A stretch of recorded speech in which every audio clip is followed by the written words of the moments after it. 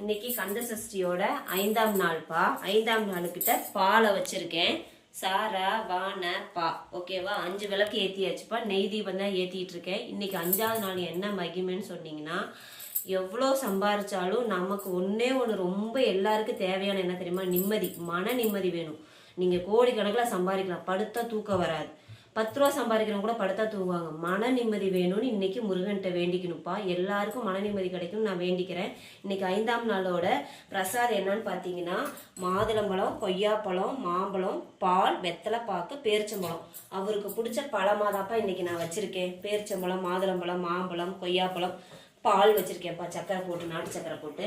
இதான் இன்னைக்கு அவருக்கு நெய்வேத்தியமாக வச்சிருக்கேன். இன்னைக்கு ஒரு முருகன் கோயில் போகலான் இருக்கேன். 5ஆம் நாள் ஒரு முருகன் கோயில் போகலான் இருக்கேன்.